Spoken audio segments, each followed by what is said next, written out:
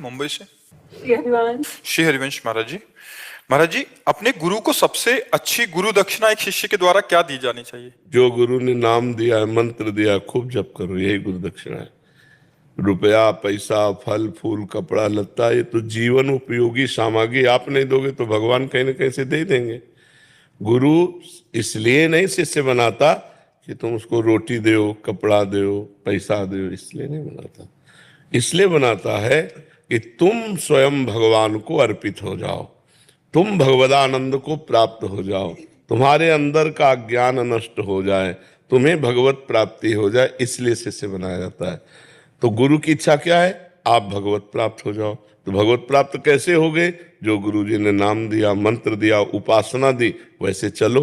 अगर वैसे ना चलो तो गुरु प्रसन्न नहीं होंगे। अगर असली बात है तो वो सब मायाकृत वस्तुओं से गुरु प्रसन्न नहीं होते। गुरु प्रसन्न होते हैं मन वचन कर्म से, उनकी आज्ञा का पालन करें।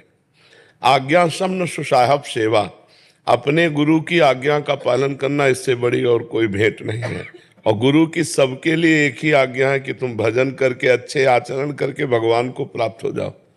ये फल फूल, रुपया, पैसा, खान पान, ये तो विश्वम्भर भगवान उनकी शरण में हो तो देते हैं, चराचर जीव को देते हैं।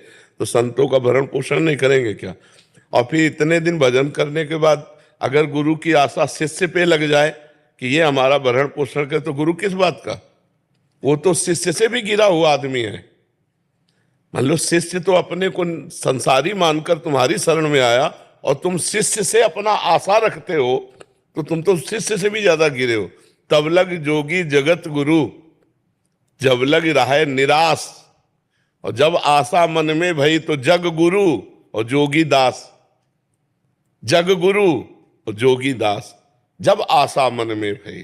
तो गुरुजनों की आशा एक ही है कि ये चराचर जगत भगवत स्वरूप है, ऐसा तुम समझ जाओ और खूब भगवान का भजन करके भगवान को प्राप्त हो। यही सबसे बढ़िया भेंट है। अगर सांसारिक भेंटे की बात कही जाए तो वो गुरु को नहीं चाहिए। अगर आपने मान लो कोई वस्तु दी तो उसकी व्यवस्था है, और जब वस्तु ही नहीं तो व्यवस्था ही नहीं।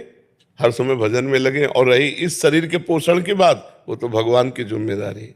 योगक्षेमम भाम्यहम, आप सब चले जाओ। देखो किसी से मांगा जाता है क्या? बिना मांगे अन मांगे आगे आवे गो, जो पल लागे पल को। भगवान दे रहे, किसी से कोई संकेत भी नहीं किया जाता। तो गुरु को आवश्यकता है आपके मन वचन कर्म से आज्ञा पालन की, ना कि रुपया पैसा भेंट सामग्री की। अगर आप अपने गुरुदेव की आज्ञा का पालन करते हैं तो आप सच्ची भेंट दे रहे हैं। और यही भेंट के लिए तो हमारा आपका संबंध होता है कि आप हम एक हो जाएं। हम जहां हैं वहीं आप पहुंच जाओ, ये इसीलिए तो संबंध होता है। ये थोड़ी कि तुम जाओ वहां हम पहुंच जाएं, है? तुम जहां हो वहां हम पहुंच जाए इसलिए थोड़ी होता है। हम